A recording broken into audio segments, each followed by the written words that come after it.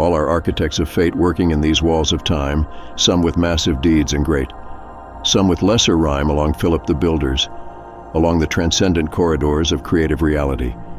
Architects of fate have made timely contribution to an interpretation of the expansive creation each architect contributed in the particular measure decreed by fate and time. Copernicus, Ali Kepler, Galileo, Huygens, Newton, Herschel Law, Ice and others, in the lengthy roster of time's workers, assisted in the perfecting of a conceptual mechanism which explained the conditions and events seeming or factual projected on life screen by surpassing creative function.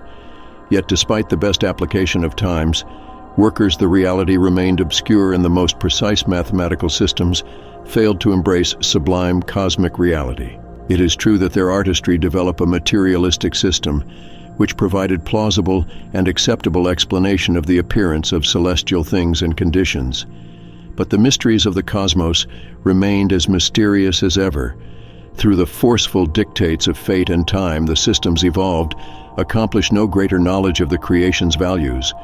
They only extended the spacious lawns and gardens of assumption to dignify man's prison of terrestrial isolation. The terrestrial remained a prison in spite of the architectural enterprise. The monumental man-made mechanistic universes throughout the years been embellished by all manner of astronomical findings, and though the things and conditions comprising such findings were of the illusory popular concept, has attributed to them the value of reality. Theories, lawns, and gardens have been so enlarged during the past 400 years that casual observers have lost sight of the fact that they obscure a terrestrial prison. The progress of the centuries has been that of enlarging and beautifying the human God image, which might be expected to develop godly attributes in the process. Such being the case, the centuries of magnified, glamored for the decorative mathematical formulas may have led one to believe in the reality of the mechanistic systems which disintegrate the cosmos and isolate the earth. The fables of that decorative scheme have become so firmly established that they are considered to represent factual elements of the creative pattern, and so may again be expressed the thoughtlessness of a certain charming but misguided lady of other years who attended the author's lecture account of celestial reality. At the lecture's close, she artlessly exclaimed, "Oh, I do not like you, you take away my stars.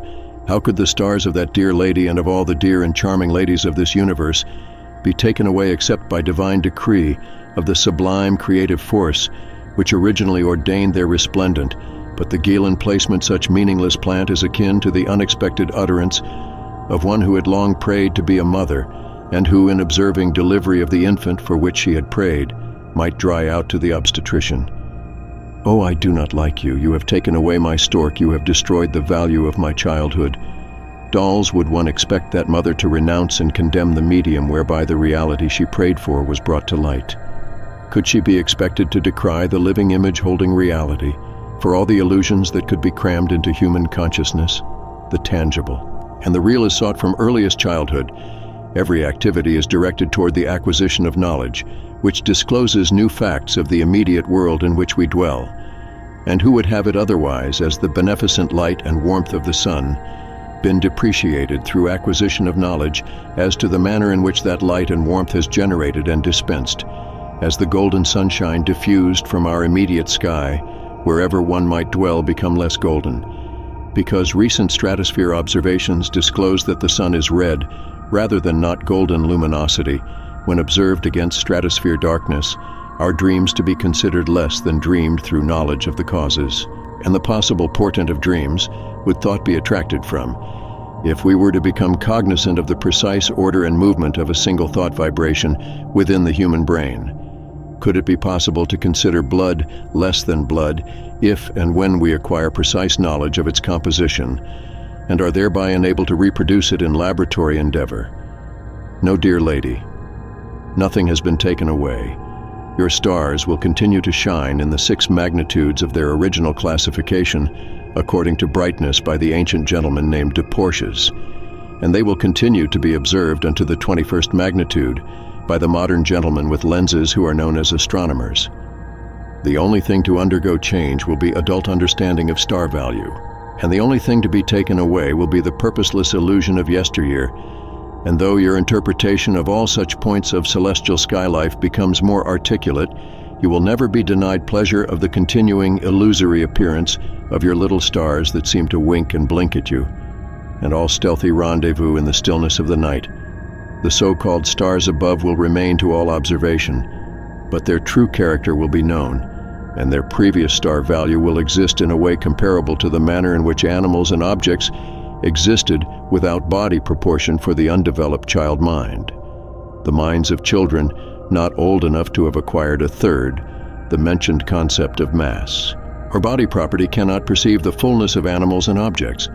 Hence the animal or object must be drawn without body fullness, and all efforts to reproduce the animal or object of 3 dimensions, length, width, and thickness, permit of nothing more than the lines showing the animal or object on a 2-dimensional plane. Without concept of the body thickness of animal and objects, the child cannot express. What concept does not hold as the child grows older? It develops 3-dimensional plane without concept of the body thickness of animals and objects. The child cannot express what concept does not hold as the child grows older. It develops 3-dimensional concept of things. It realizes that the animals and objects have body for fullness, then it is able to reproduce the animal or object as it is, rather than does it at first seem to be to the undeveloped child mind. Strange as it may seem to members of our enlightened modern society, there are entire tribes and remote, in uncultivated areas of the earth whose members are incapable of depicting objects and animals of 3 dimensions. They too are obliged to draw the animal or object without body fullness. Thus we don't consider that the child had lost or gained through that measure of mental growth, enabling it to perceive the reality of things and conditions as they exist in a world of 3 dimensions. Could the devoto parent or the conscientious teacher be expected to decry the child's mingled development, or the particular animal or object become less real to the advancing child intelligence? The answers are most obvious. Nothing was subtracted from the child's mind, and the measure of amusement derived from drawing the animals and objects, nor was anything taken away from the animal or object and the drawings thereof. On the contrary, there was considerable of lasting value added for the child for the animals and objects and for the dries. Therefore the child mind acquired the realistic value of things in like manner. Will there develop general advancement through discernment of the factual value of celestial lights in the deeper astro-mathematical endeavor, they will continue to be telescopically observed. The so-called stars of brilliancy to the 21st magnitude and starlight intensity will continue to be observed as varying from time to time and from place to place that will apply to the terrestrial as well as the celestial. Such conditions will endure for the lenses, and the numerous other deceptions for which the lenses are responsible will not be under as far as observation is concerned. But the brain will know the reality behind the deceptions. Celestial observation and study will be advanced through observation of terrestrial skylight from newly acquired celestial land points of observation. But the study will continue to hold. The apparent feature is a present astronomical study of the celestial, and the apparent conditions must endure, despite the fact that rocket camera photographs have proved such features to be just as apparent in terrestrial skylight areas. In no way will the presently observable celestial pattern be changed, but its multiple manifestations will be understood from what they are, rather than what they seem to be, and the mental portrait acquired of universe reality will transcend the mechanistic. Vista evolved from deceptive appearances which previously obscured reality. The intriguing cosmic arrangement will to observation continue to contain the giants and the dwarfs of astronomy's elaborate star. Cataloging the numerous galaxies will persist in the telescopically observable pattern of the cosmic owl, or their observations be from the terrestrial of the celestial. But their meaning will be known, and the uplifting influences will remain for men and women who believe in the value of the positions of their celestial light guides. The spiritual uplift and moral guidance will be the same, even through the presently assumed ascendancy of a particular. A luminous celestial area is conclusively established as nothing more than the undulating motion of luminous sky gas over an unobservable celestial land mass.